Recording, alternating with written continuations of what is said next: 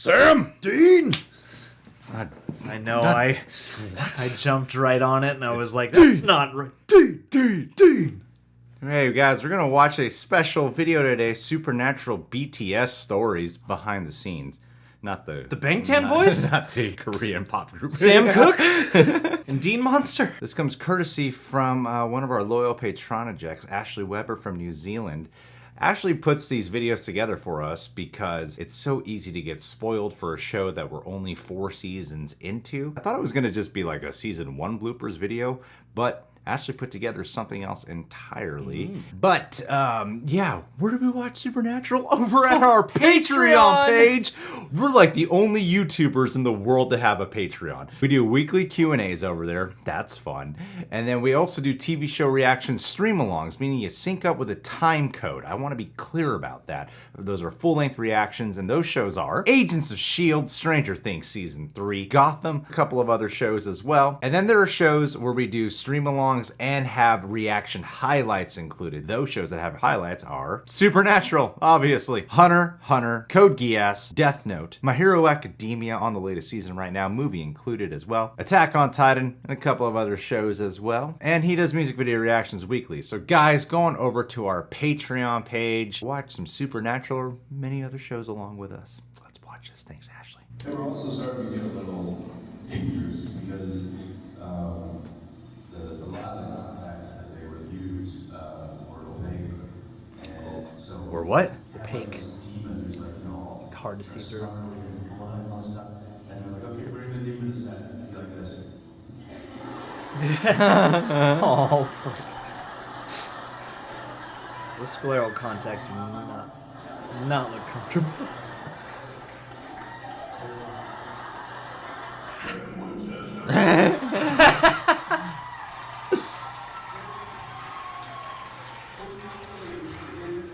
Disconcerting as when they bring the demon to set and they're like, okay, action, and it's a fight scene and they can't see you. So they're just like,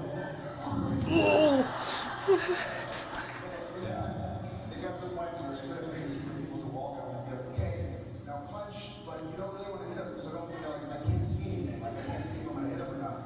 I can't see him. So, It was a necessity to advance that technology to where we could just put it in post-production. So thank you, visual effects.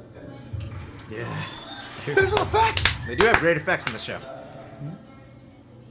when I did back in the day, I did it. Yeah, we used contacts for one of them. Yeah, we did it for, it wasn't that day, it was, the one who did that. Yeah, so one of the I don't have contacts. I never had contacts or laser or anything, so for me, it was really irritating, right? Because I never had that sensation. So then I had to put it in and go act after, like, not able to see through contacts. That's right. I guess I have this okay now. Glad I don't have to do that anymore. And Yellow Fever, the snake on the couch. It's a great episode. Oh. You were scared? Yes, I took off. It was on me. But it was so it's like. I literally left. They had to like change the camera angle. I was The like, size of the snake's head was bigger than my fist. Yeah, and I turned around. Here's the problem.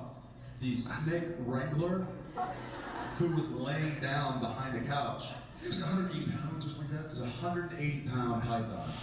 And he was supposed to just gingerly feed it over the couch. Just guide it right over the couch and you know, over my shoulder. I started hearing this like grunting going on. Oh no. The snake is not cooperating. Oh And I kind of look over the couch, and I don't know if you guys can see this, I love but these he's doing swimmies. this. He's like trying to throw this, he's kicking it, he's like punching it, and I'm like, don't send that my way.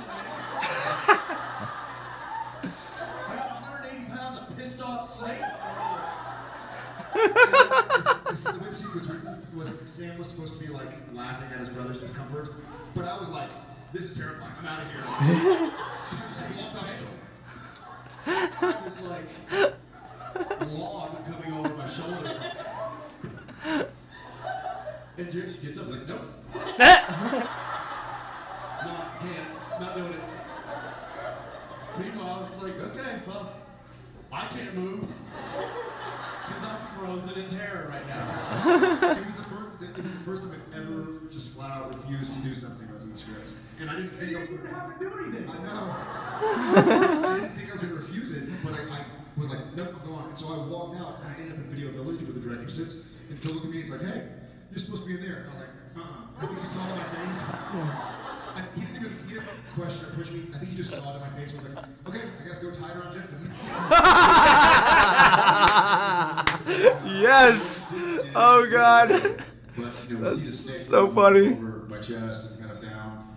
And it actually went right between my legs. Woo! I'm not moving at this point. I'm just like, just let it do what it's gonna do.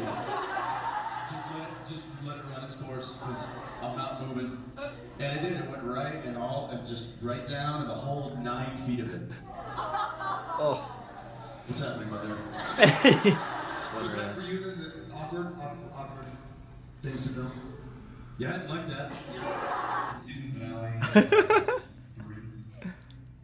went deep into hell. And the whole hellhounds. Like, The crowd's re-experiencing. suspended by wires, hooks and stuff, and that was incredibly painful. It's funny how our patrons have told us about this. But then the dying to the hellhounds. I always know it's going to be a really crappy day when my wardrobe has plumbing in it. So there was literally tubes going up my shirt, and a tube down my pant leg and over to a special effects guy with a giant syringe that big, and it was just a big plunger. It was just full of blood. And so as soon as the hellhounds go down my chest, he just starts going. And the leg, Just like, I mean, they were like gurgling, like it's just so much blood coming out. But we shot that. It took 6 hours to shoot. Oh the whole god! So after a few minutes, the corn syrup that is the blood that we're using starts to harden and get sticky. Yeah. And then the clothes start to harden and bind to your skin and all the little hairs that are Yep. Not fun. But it's okay because somebody came to my rescue. And that was when Sam was weeping over my body and his tears magically made all the blood unstick. And it was like little angel baby tears. And had I known, I would have, bottled it. But I still, to this day, I haven't been able. It's very elusive. It was Like Chuck Norris. It was my grace. the emotional scene that I had when I Hey, we just saw this episode. was telling Sam about his time in hell. And that was Love how the crowd relives this. because, Yeah. I don't know, for whatever reason, I got really emotional. And I've said this before, when you have a scene like that, you get emotional, and those emotions start flowing, and your face heats up, and your eyes start watering, and it's the emotions start. Your body is reacting to something very emotional. Your brain knows it's not real, but your body doesn't. So it's reacting as though you're really going through something. Acting. And I remember when J. Miller Tobin directed that episode. I remember when Miller cut, I couldn't stop. Like I was just crying. I couldn't, and I was like shaking, and that knot in your stomach.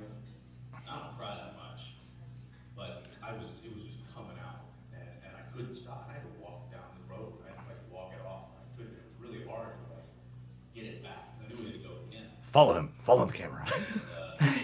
Use this. I just couldn't stop it. It was like one of those things where once you get going, you just can't turn that off.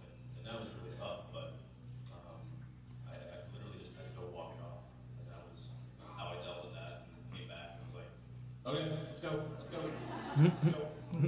So We'll cry again. I mean, we come in, but those are curveballs that we enjoy. I remember going home that night and being like, wow, that was really poured a lot of myself into that performance. That was like, I can hang my hat on it. That was sweet.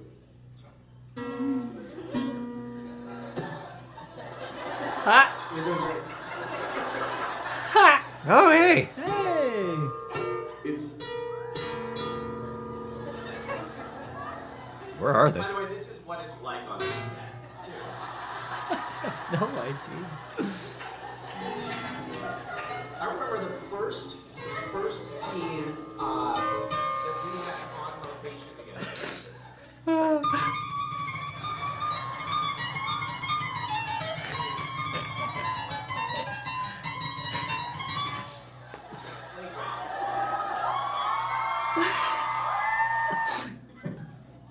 Are you taking requests?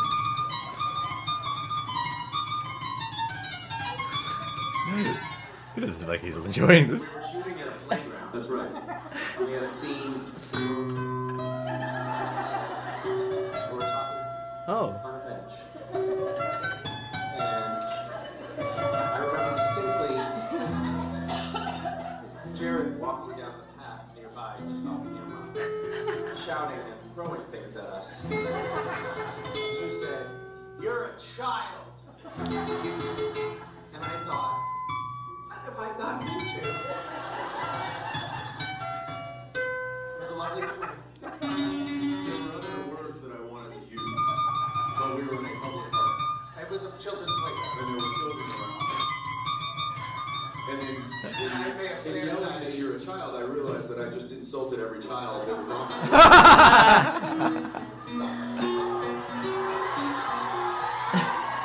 It was funny.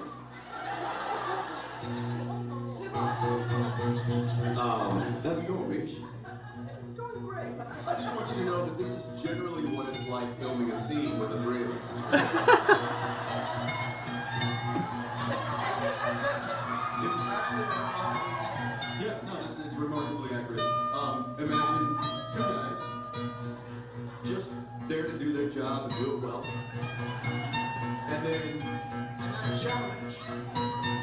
having a swarm of bees come through that you literally have just learned to completely ignore. And it may sting a bit. And it may be a little uncomfortable.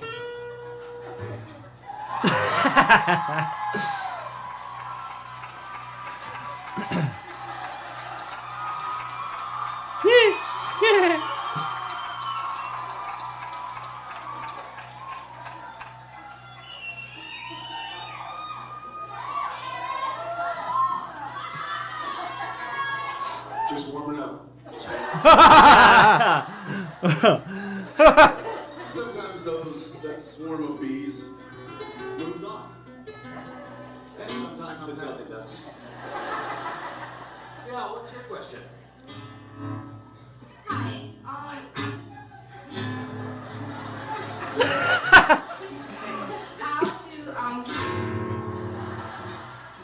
how do Dean and Cass? Oh, thank you, Ashley. Thank you so much. Well, one thing we do is we just turn off the music. No, he's got two keyboards, guys.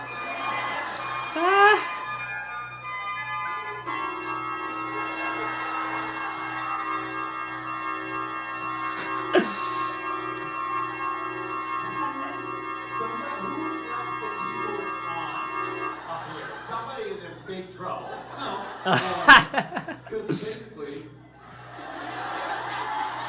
you want to know things, sometimes you just gotta take a hands-on approach. And the good news is he still hears it.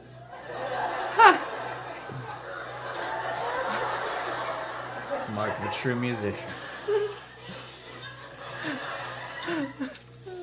One of the things that he does is he starts to laugh. I'm gonna foot fight her face.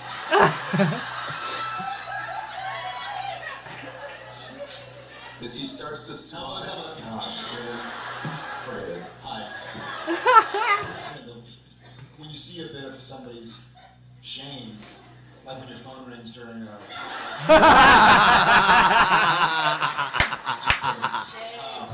Let's see who's over there, actually. I got one. I'm gonna do two for here. But in our props department, don't worry about it. We did have somebody work. His name is Travis. Travis is amazing. So Travis is a great worker, young kid, and just I guess was not completely comfortable socially with Jared and I. Understandable.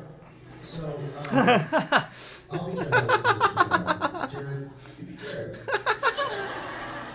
And I'll show you kind of what would happen when Travis would be rushing some props on a set and would run into one of us.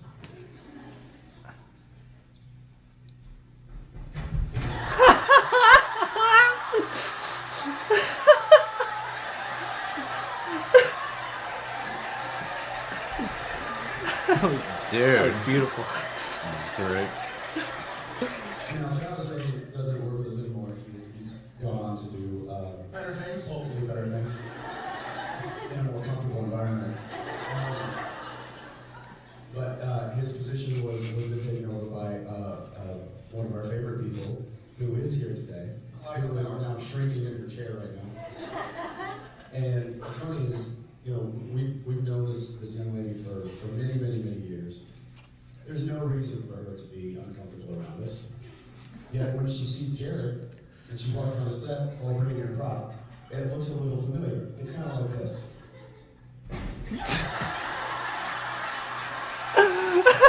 Why? I could watch a supercut of that.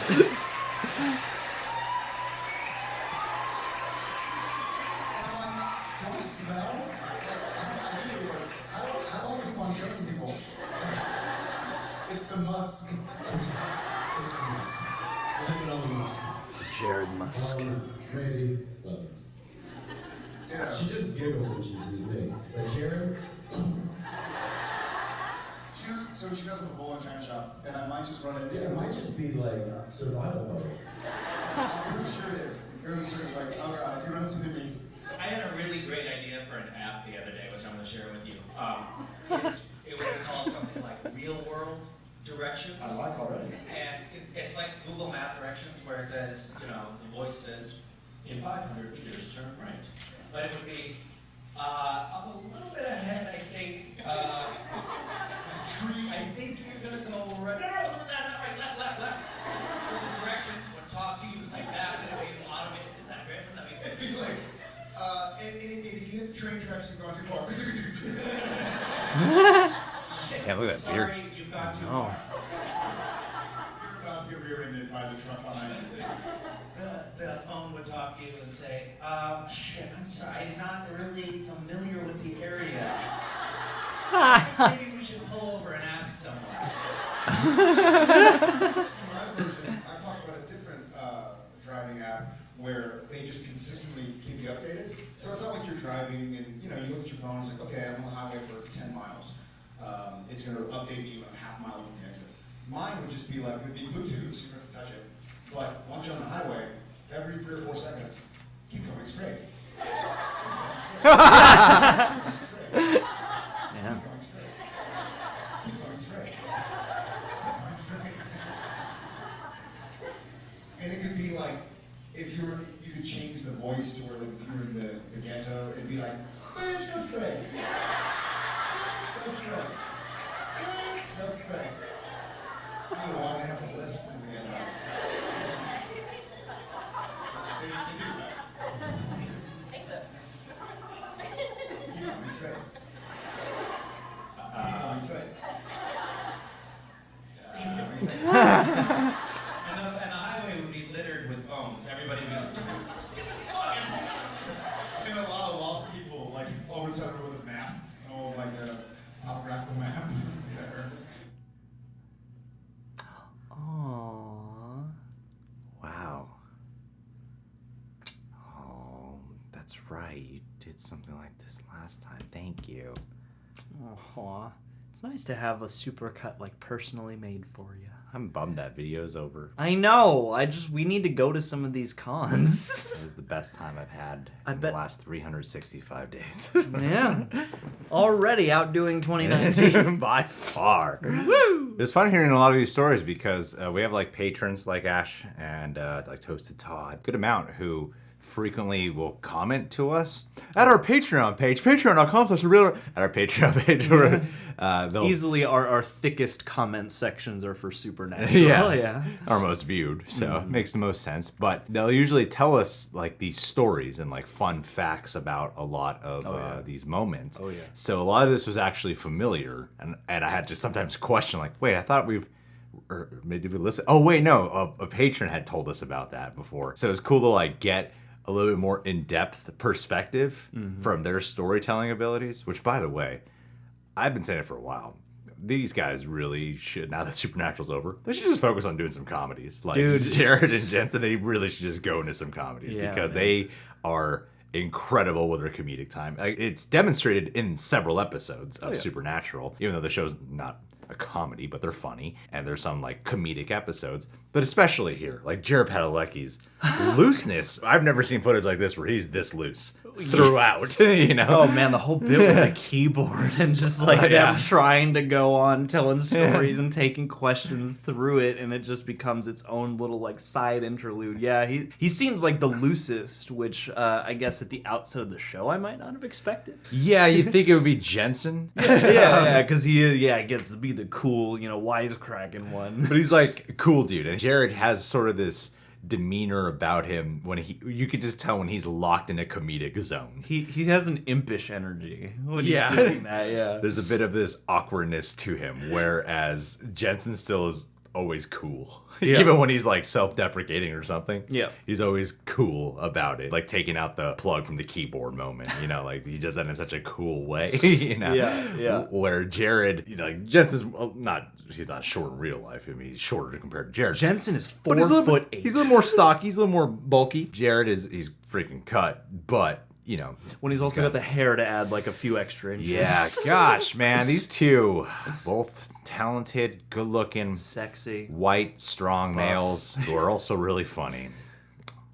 Not fair. No. Not fair. No. They didn't earn it. They just woke up with all this talent. Yeah, they woke up rough adults. It's pretty crazy. That's how they were born. But hearing some of these stories was fascinating. Like the context, I know. Well, because like some of those scenes get so physical, and I am kind of shocked then to hear that you'd have several actors probably having to do these maneuvers while not being able to see very well. It made me wonder if that's why some of their hand-to-hand fight scenes are shot and edited the way they are, because it's really my only consistent criticism with the way they're shot. I just chalked it up to it being a CW show. There's like 18 cuts in this 2 seconds here when they're throwing fists at each other, so I can't really feel the impact of it. But usually they're throwing down fisticuffs with some demons, so they have to cut around a lot of that. It's a right Donnybrook, that is. Yes, it's true. The snake story I remember vividly in the comments. Yeah, the somebody pointed out, like, look at that scene again and watch when they punch in on Jensen, because that's when Jared left the scene. Shit, I'd be exactly in freaking Jared's shoes in that moment. I would not. I don't think I could. You would leave me on the couch. I am absolutely to fend with that snake. I'm terrified of snakes. Sometimes they bring them on Hollywood Boulevard, some guy, or on the Santa Monica Pier. People are gathered, and I'm just like, I leave the beach. Might get in the sand, crawl up my butt. That's always my fear. It's gonna crawl up my butt. Sounds like I'm making some, like lowbrow joke, but it's true. I always have this weird tingle in my butthole. It's like somehow it's gonna just go right up there. I want a breakdown of how many cases of anal snake invasion there have been in this life, because I feel like I have a rational fear of snake. Like, I'm not gonna freak out. Like, if you put one on me, I'll hold very still and respect, but I will also be like, don't make any false moves. It's because I saw a news story when I was a little kid about a woman who sat on a toilet and there was a snake, and not a 180-pound snake, but it killed her. Now, I've always told that story under the impression it went up this lady's butthole. And then I think it was my girlfriend who's like, why would a snake do that? And then I realized, it took me like 20 years to realize, I don't think in the story it went up the lady's butthole, but I've like sold myself on it. And that's what's led to me feeling an instant it's gonna go up my butthole. I mean, to be fair, these types of stories are the reason I always visually confirm the emptiness of the bowl before engaging with the toilets. I'm never just throwing up a lid and turning around mid-throw. But I do Did remember. it bite her on the butt? I don't remember the details. I've That's evidently drawn my own Either way, conclusion, and it's it killed her. It shot her Yeah, from the toilet bowl. a coppa. This video is not made for kids. Goddamn. But that also means we got to yell the dollar bill sign. Isn't that fascinating? You too. I actually don't remember the episode as well as I remember that moment because I'm that terrified of snakes. And they also had the story of the hellhounds, which someone did tell us about, of how excruciating that was. And I'm glad he pointed out when you have like corn syrup or fake blood on you, of how that sticks. Oh, God. I had that like a few months ago. I'm a hairy guy. I had like blood in my chest hair, my stomach, just for 2-3 days. That's because you have to pull it out. Yeah. And there are parts I just had to take scissors and just cut it off because it was so painful. And I'm like, damn, even when you're on a freaking expensive ass show on CW. Well, and I wonder what it's like for them. Yeah, because like you'll have to spend so long, and it made me flash back to like working in haunts and stuff where you'll be there for like 12 hours in blood, getting sweaty and then unsweaty. So then you'll break free again, but then it'll set again, and then you're in this like weird limbo where you can't set your body temperature, and it's like fake blood is so much more than it seems like. Yeah. It's easier to wash out than it looks, but also, it'll just like cake your. No, if it gets on hair, your even like scalp hair, It's tough. Yeah, it's tough rough to get out. And then apparently Jared did a little Ash Ketchum maneuver on him. Yeah. Tears helped save his life. Yeah. Mm-hmm. Hey, man, it's true love. Yeah. It's true love's tears. You know what I'm referencing, right? Yeah, when Pikachu dies. I haven't seen Pokemon the first movie in a long time. But Ash dies. And Ash the dies, Pokemon and cry. the Pokemon cry on Ash. There we go. That's right, Ash died. Wow. Yeah. For a moment, and then Mewtwo feels bad. And then someone came out and said, we're canceling the show. I want to point out something about Castiel. The guy who plays Castiel. What's his name? I think it's Misha Collins. I thought he might have been British or Australian because of how his voice is on the show. I thought he was Irish. People are like, no, he's actually American. And that actually threw me for a loop. I'm going to bring it back. Jared and especially Jensen, they come across like their personalities off camera are not far from what you see in the show. You can much. see where the chemistry boils from. Yeah, especially with Jensen, because he's even telling his story about the scene where he's crying. He did such a beautiful job, and that's both of them did too, but especially Jensen. And I had to note too, like, man, I don't think I've ever seen Jensen Ackles cry this much before. Emotional Dean. Kudos to the actors who have to do such heavy cry scenes because you have to do fucking retakes on that shit, which is such a pain. Because you think you're like, it's solid gold, and what, I gotta do this again? You know. But before he even said it, I was even thinking, Jensen Ackles the human does not strike me as the kind of guy who really cries that much. And even though he plays tough, emotionally repressed guy on Supernatural, I did have a thought watching this of, but he must be way more sensitive in real life if he's an actor, right? Like he's probably still a tough Texan dude, but he's got to be a little bit more sensitive to be an actor. And obviously he is. Castiel does not come across at all like how he does in the show.